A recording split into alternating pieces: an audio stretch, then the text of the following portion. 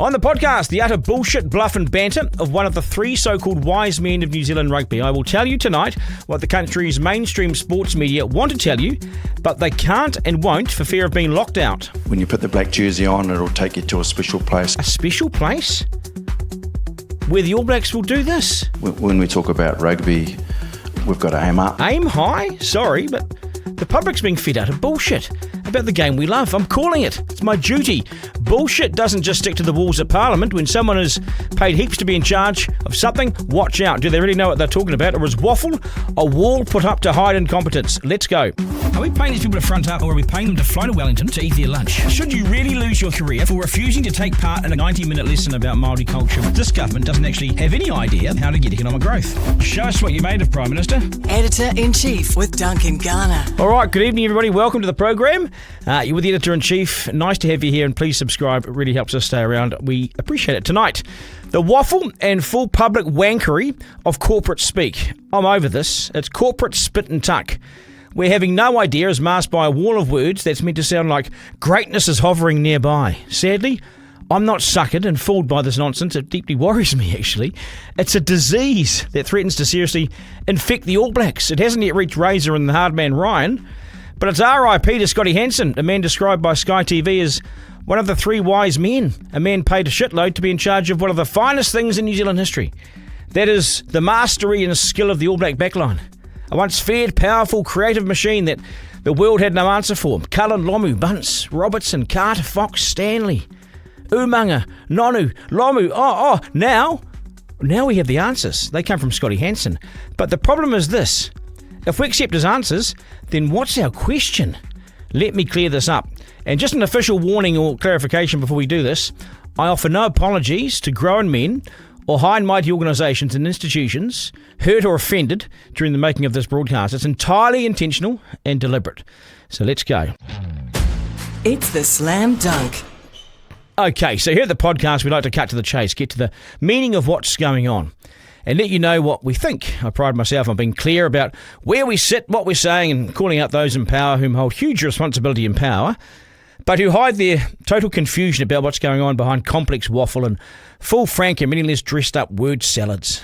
They're hiding, I believe, sadly, their incompetence behind a smokescreen of pretentious bullshit, designed to make it seem like they're so smart, but it's really a cry for help, showing us all that they have no idea at all. What happened to being straight with people? Why do puffed chests believe they're impressing anyone? If no one else will call it out because of fear they'll be shut out or lose access, then surely it's my job to point it out. I'm talking about a man who is described as one of the three wise men of New Zealand rugby. So there's the chief, that's Razor. He's okay. He cuts to the chase in his own unique way. Talk us through the squad and how hard or easy it's been for you in some positions more than others, perhaps. Yeah, there's always a challenge. You know, you look through the whole season, you look for the reliability, the ability to keep turning up week after week, their skill sets under pressure, how they complement the group. You think about the whole 23, not just the starting 15, who's going to finish matches for you. Then there's wise man number 2, Jason Ryan. Not one to bullshit. Duplessis, I think it's a great story for Dupes. He's worked extremely hard. He's the ultimate story of what it takes to keep working and absolute desire to be an All Black. And he's worked well. I think he's got the balance right. He's learned a lot about himself leading Wellington and the Hurricanes, and it's brought the best out of him, and we know he's ready. All good. So, to the third wise man, Scott Hansen, the so-called mastermind in charge of the All Black backline, a man who made the All Black coaching lineup because he came as part of Razor's team. This is not just personal, it's deeply personal for me. When he's presented with the mic, I bristle with worry about what's coming next. I shudder. Imagine taking instructions from him. Firstly, let's listen to this. Listen to this together. We'll take it all in and we'll analyse it later. But just listen, let's listen to this. And so to Scotty, but a bit to talk about when it comes to you as well, when it comes to the backs, you've got your debutants, Tawatawa Nawai making his debut, Quinta Paia back in the mix. I mean, there's so many things going on for you. What do you see, or what do you want to see from the slightly less experienced players during this French series? The opportunity that the All Black jersey gives them, and that's to express themselves. They've earned the right to be there, now just be themselves. They'll come in, they'll contribute, they'll give great energy around our game. When you put the black jersey on, it'll take you to a special place, and we know that they'll wear it really well. Some fantastic stories around Timothy, and particularly around his journey through Tasman, Moana and the Highlanders and the great job people have done around him, and he's earned his right to be here. And is there a particular style of play you want to see? Because we're not far away from this French series starting. Are you going to be theming it? Is there something that we can be looking out for that French series? Yes, something that Razor always does well around setting the task for us and the opportunity that we have in front of us. I think when you look at the French, the immediate focus is how quickly Scooter connects the group and the leadership group around what we want to do well. When we talk about rugby, we've got to aim up. We've got to aim up as a team. We've got to focus on our strengths, and we've got a fast, dynamic team, highly skilled, and we will be fiercely competitive. Oh, things you love to hear. Holy shit. Aim up. Journey. The Sky TV presenter is left speechless with how deep rugby suddenly become. It's a word salad. It's an attempt to hide a mastermind strategy, perhaps, from his opponents. Or does he really have no idea, so he just wants to sound flash and deep thinking? Whatever it is, I worry that it's masking the fact that he has no idea what he wants or how to get there. One of the things that increasingly worries me is people in charge of something, really important, high-paid people, huge bucks, who have no idea. No idea at all. Let's break it down, the first bit. Asked, what do you want to see from the new boys? The opportunity that the All Black jersey gives them, and that's to express themselves. They've earned the right to be there, now just be themselves. Brilliant. So what? No need to follow a rigid All Black game plan? Run amok from anywhere in colour, risk and helter-skelter expression? Don't follow a game plan? Do what you like? Show us what you got? Does he really mean that? I can't imagine he really means this. Does he? This is test rugby, isn't it? Does he know what he's actually saying? Does he listen to himself? Do you know what you're saying, mate? Let's carry on. When you put the black jersey on, it'll take you to a special place, and we know that they'll wear it really well. A special place far, far away. Netherland. Well, where are we going? Where the fuck are they going? La La Land. Do we get to buy tickets? Can we watch? Okay, so he's asked what sort of style do we want to play against the French. That's a simple question. Yes, something that Razor always does well around setting the task for us and the opportunity that we have in front of us. I think when you look at the French, the immediate focus is how quickly Scooter connects the group and the leadership group around what we want to do well. What? Aim up. High shots? No, it can't be. That would be red cards. Aim up. To the special place, perhaps. He finishes with some clarity. And we will be fiercely competitive. Oh, things you love to hear. The All Blacks, he promises, will be fiercely competitive. You'll find that they have been that way for more than 100 years. Now facing a second-string, understrength French side on home soil, we will at least be fiercely competitive in a special place, aiming up. Oh, waffle and corporate mumbo-jumbo, bullshit on steroids and stilts, if you can picture that. Fiercely competitive in a special place, aiming up, like standing with your mates in a pissing contest at the urinal. I mean, is that what it is? I'm just completely confused by this guy. Editor-in-Chief with Duncan Garner. Okay, so many Kiwi men have experienced childhood trauma, unhealthy family dynamics or a lack of role models growing up, and it's flowed through to how they live their lives. It's not good. So the government is pushing for men to reach out and seek help as a first step towards changing their ways. Seeking help is not about weakness, but about being courageous. Corban is a living example of this. He had a tough early start in life, witnessed his dad being a poor role model at home. Traumatic for Corban, yep, and this is all too common, this kind of story for New Zealand men. Yet it's a story often hidden and unheard. So, how was Corban meant to act when it was time to be a good man partner himself? And what had he learned growing up? And how was that playing out for him? Corban is one of the blokes fronting the Change is Possible initiative being run by the Ministry of Social Development. This is for the Better Everythings campaign. Corban, nice to have you on the podcast. Good to see you, mate. How did your early experiences shape the way you saw yourself in relationships? How has that sort of flowed through? What happened to you in your childhood? What happened to me in my childhood? From a young age, I did experience a lot of abuse within my household. And I remember it was like my 5th birthday. I remember walking into my dad beating up my mother, on my birthday. And that still stays with me, that vivid memory. And from then onwards, it was just a lot of control throughout my life. And it sort of formed me with certain aspects on, say, religion, my dad was a devoted Christian, a man of faith, and when I was a child, I still made that connection of like, well, we go to church and stuff, but you're doing this to my mum, and that sort of formed wired my connections to what I think about religion, and all of that. But now I'm at the age now where I can do my own research and understand. I understood my father a lot, really, with basically how he was treated, and so I've made those connections. But it formed me to feel like I was supposed to be in control, and what I said went within our household type of thing, and I didn't like being challenged. Right. And I'd use emotional abuse was probably my biggest thing that I affected my darling with. And that was basically it, because I had an understanding that physical violence was physical abuse, but there's all these different types of violence. You've got financial violence, financial abuse, emotional abuse, so they all fall under violence or some sort of abuse. So abuse comes in many forms. Basically, abuse comes in so many forms. It's not just whacking someone. So did you see what because even your dad, with that violence, that's about control. That's about control. And so did that affect you in a way that you played that out in your future relationships? I played that out in my future relationships. Like I'm fortunate this is my second relationship, but my first one was really bad, and that's when I noticed that like just the way I communicated wasn't the best. Now I understand that women sort of develop a bit better and they're a bit more in tune with themselves from a younger age. So it was all of these things, and I was lost. I didn't really understand how to communicate, and I was playing this masculine, the stoic role model, not realizing that vulnerability builds connection, within our whānau, within our household. You need to let down your shield sometimes and drop to the level. So. It's so important, isn't it? Those early years, how you deal with young people, the way they see you, your behaviour, your role modelling of behaviour, because they learn from you. So it's being a parent is so important, eh? Exactly. I think they say the first 3 years of the child's birth are observing.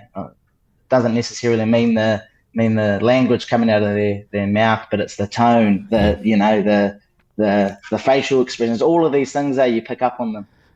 And so what was it like? So you went into you went and sought help and you walked into a men's group for the first time. How did it feel to speak to other men there about these sorts of issues? What was it like for you? Oh, for me it was daunting.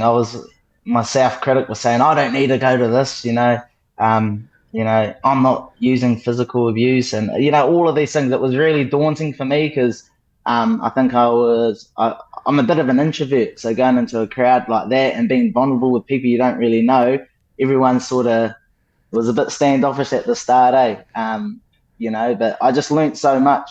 And as a collective of men being there, holding that space for each other and being vulnerable, it was empowering, You realise you're not on your own. You realise you're not on your own. Yeah. You're with other guys who have been through something really similar, and so you're looking around the room, I suppose, and suddenly you're not alone. And for me, it was like a lot of it, I think it was my ego, most of it, but a social hierarchy. Like I met a lot of people from different aspects of life and different careers and stuff like that, and it sort of made me feel a bit more comfortable. Like it's not necessarily just the young Māori that are going for this. There's Pākehā, there's European, there's all cultures. Everyone's dealing with it, eh? Well, it doesn't choose a particular race or particular person. It's across the board. There can be white guys in suits, can be young Māori, can be Pacific Island, or whatever it might be. We're all men, and we all make mistakes because we've all learned behaviours from someone that perhaps wasn't right. Have you put things right with your dad? Yeah, I put things right with my father. I love my father. He's not with us anymore, but he's always with me, if you know what I mean, in spirit. And I'm so glad that we healed our connection and we got talking with each other and spent a lot more time with each other. I really understood where he came from, the mamai within his family, generational trauma. And when we talk about breaking the cycle, it's breaking that. Hey, it's so important. It's so important what you just said. That mamai or that hurt that you're talking about, it's learned from somewhere. So he learned it from somewhere. He learned it from somewhere. It's handed down. It's so important to break cycles, and congratulations for that, because when you break a cycle, that stops that particular behaviour within that community or that particular family. It's huge. It's life changing. So well done. What are some of the betters that you've gotten from changing your behaviour? What are in terms of your relationship? What's better as a result? Oh, the result is more young men coming to speak to me. My mates reaching out, talking. I used to take training back in NZ within young children. We'd put little hints in there, like, when they'd say, "Oh, you're training like a girl. Hey, what does a girl look like? What does that look like? What do you mean by that?" Questioning that to that depth. But for me, our connection's a lot better. And I'm not saying I'm perfect. Hey, by all means, we still have our little hiccups, but it's the communication within that, the taking a break, coming back, reconnecting, the healing, all this process. Not leaving it for a week and then forgetting about it. It's all these things that build our connection together. So now my partner feels comfortable sharing everything for me. We're like best mates. Yeah. It sounds to me like it's about being accountable, hey? It's about being transparent and accountable and being honest. Yeah. Looking in the mirror and saying the problem is here, and you're being accountable and honest. What kind of messages of support have you gotten from friends and strangers and whānau around lending your story to this campaign?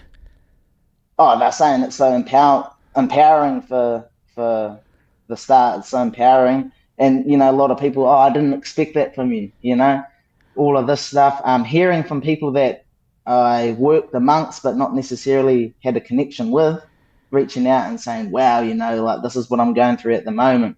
And then it's obviously referring them to, I started at this men's group, hey. So within my whānau, everyone knows my story. Everyone knows that they can come and talk to me about anything. I'm not the person that has all the advice, but I could sort of help them in any way. Eh? How long do you reckon it takes to turn a man around? Because, we're men and we're complex, so we have issues. And a lot of them are learned and passed down, as we're talking about here, passed down from our fathers or whatever, who weren't perfect, and they got passed down as well. So how long does it take to change a man, do you reckon? How long is it, we're all work in progress, but how long does it take to change you reckon? Yeah, I think I think I'm about 3.5 years and I'm still changing. Yeah. That I don't know, if you start with the smaller, not implementing everything at once, because I felt for me that was sort of like overwhelming. Like, I'm not doing this, I'm not doing that. Just starting with the small things, eh? Probably awareness, eh? Awareness is probably the biggest thing, being able to reflect and be aware of your own actions. Yeah. I think it starts there, and that can take anywhere from 6 months to a year. It's interesting. I try and when I look at this, my behaviours, whatever, I try and turn myself around so I'm looking at myself. So I go, what am I looking like here? What am I sounding like? Because everyone thinks, I'm right, I'm perfect, I'm right. But not necessarily. So do you find yourself constantly checking yourself? Is it, what am I saying? How do I sound here? What am I sounding like? Am I being an idiot? Do you often find you checking yourself?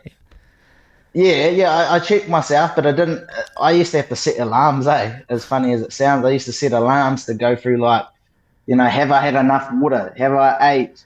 I used to, like, how am I feeling in this moment? It was just used to be at lunchtime when I had time to go on my phone. Because that was for me, well, I'm ADHD, so I'm always going everywhere, always going everywhere. So I felt a stable, consistent routine was to have an alarm set for me to sort of evaluate myself, how am I feeling in this moment? Because noticing your early warning signs is the next big thing, eh? Like, how do I feel when I've got all this energy, when I'm angry, when I'm sitting at a level 5, have I drunk enough water? Have I ate? Because if I have an altercation, I'm going to go straight to a 9, because I haven't had that self-care, I guess. That's really interesting. I haven't heard someone do that before, but setting sort of day alarms, people think of alarm as waking you up in the morning, but you're setting yourself these alarms as a reminder to just to check yourself and to make sure that you got all the settings right. It's amazing. Yeah. And obviously journaling is another big thing. I don't journal every day, but I journal when I need to feel like it. Same with meditation. I don't meditate every day, but I meditate when I feel like it, when I need to. And when you feel like you're going down the old path, what do you do? When I feel like I'm going down the old path, I'll probably generally go on a walk with my dog. And that's probably our time where I can sort of evaluate myself and lower my levels and come back and speak with my darling. Yeah, so it's all about awareness, eh? It's all about awareness, because I'm like you. I think Men of yesterday or men of old wouldn't have gone for the walk. They might have done the damage inside, but now going for the walk is crucial. It means the stresses. Walk to the top of the road and back. It's crucial. Breathe. Get some context. That's it. Yeah, breathing's another big thing as well. Just taking a breath. Yeah, because and then take another one, and walk. Yeah. What would you like to tell men who might be listening to this, who want to be better, for their partners and themselves? What would be your one bit of advice that you'd like to share with them? Oh, you got to make the change. People can say you need to do it, but you got to really feel it.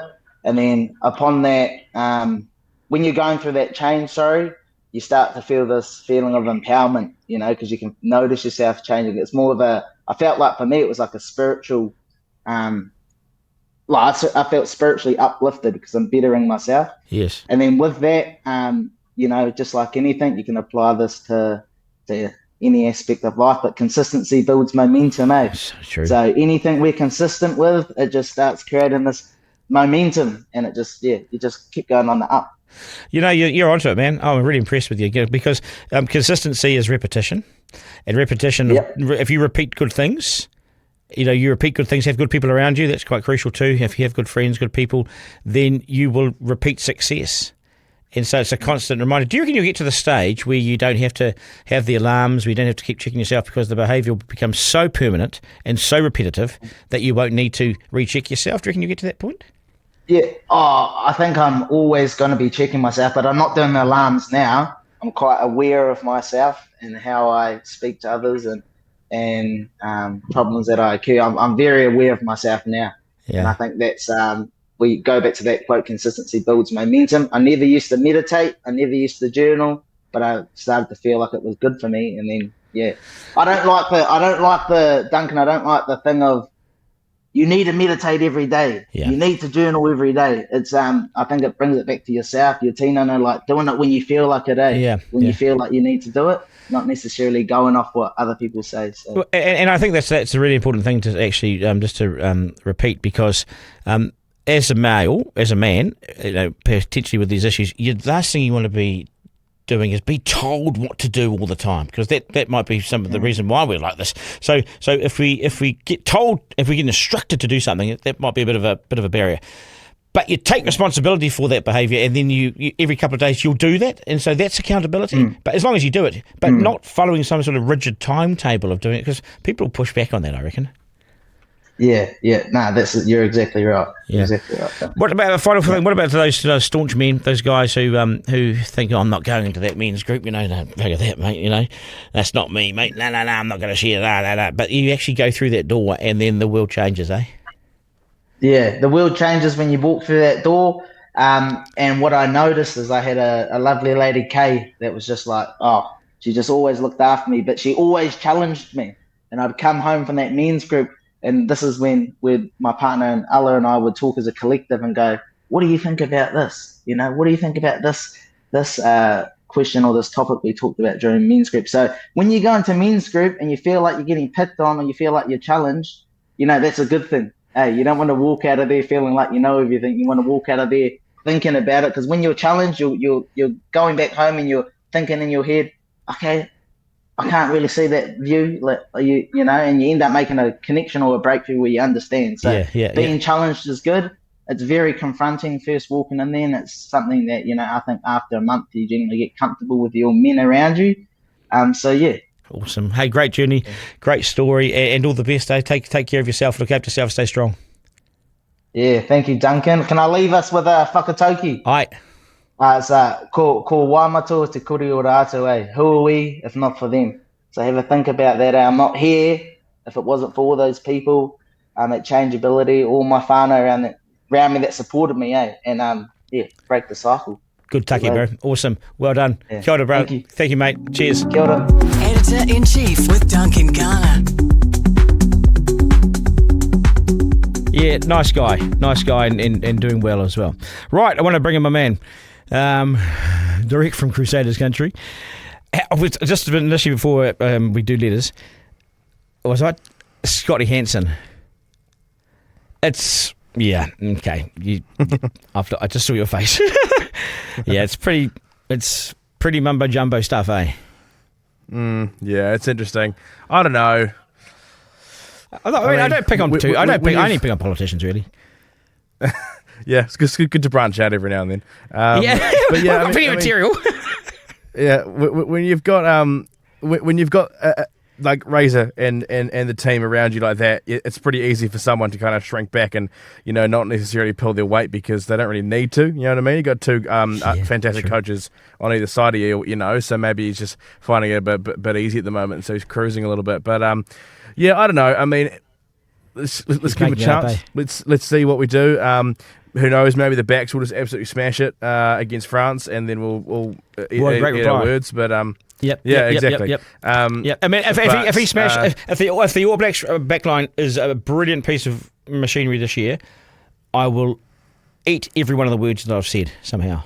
Ooh. Okay. See, but they probably will be anyway, though, despite what he does and what he says. So who knows? But it'll be interesting. But no, I'm excited for it. I think the team looks great. I'm disappointed that Blackadder's not in it, but that's okay. But yeah, team looks great, and so I'm just excited for where the tests go. Really. Where do you think when you put on the black jersey, it takes you to a special place? Where's that? Do you reckon? I don't know. I mean, a lot of history in that jersey. Yeah, a lot of history in that jersey. You know, you kind of you're representing your country like you would with any sports team. Special place. Yeah. It does kind of sound like someone who wasn't really expecting the question and kind of just went, oh, yep. But yeah, I mean, hey, it's the kind of thing that's up for interpretation. It's art. It's art, Duncan. Anyone can see it differently. Fuck, it's rugby, mate. I mean, he was only asked, what do you want to see from the new boys? Anyway, there's two letters. Do you want to work this one out? Yeah, easy, bro. Hang on, let me scroll down and find it. Here we go. This one's coming through from Alan. It says, Duncan, you ask why teenagers aren't working. You've asked us plenty of times.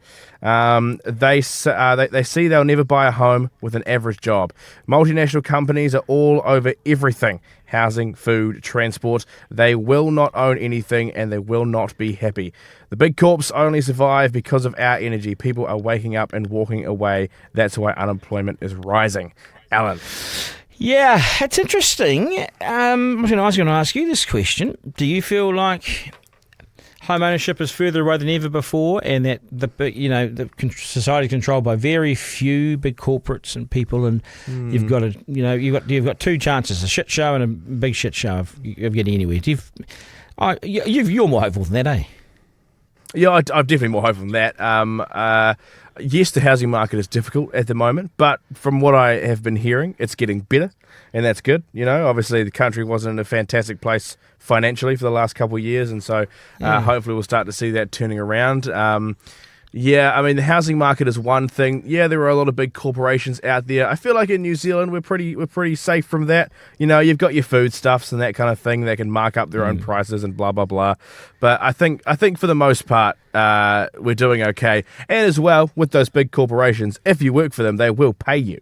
You know, and so that's another thing about it. You know, big corporations and everything, but they will pay you to do the work. So you know, can't really complain.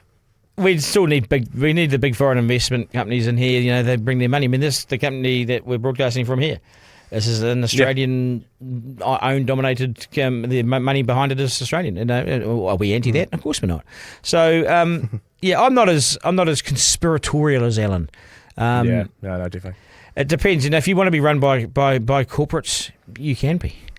We have little choice about the banks in New Zealand. You know, we have little choice about the insurers. I mean, it's just part of life.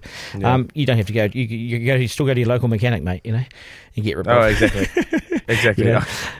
Yeah. But it's like, you know, teenagers aren't. I feel like lots of teenagers, I mean, I could be wrong, I haven't been a teenager for a while, they're not sitting around at high school in a circle going like, oh, those big corporations are ruining it, you know, I'm not going to get a job after this, and you know, because, I mean, if you choose not to get a job because of that, then of course you're not going to have any money, and of course it's going to feel like the big corporations are screwing you over because you don't have a job, you know?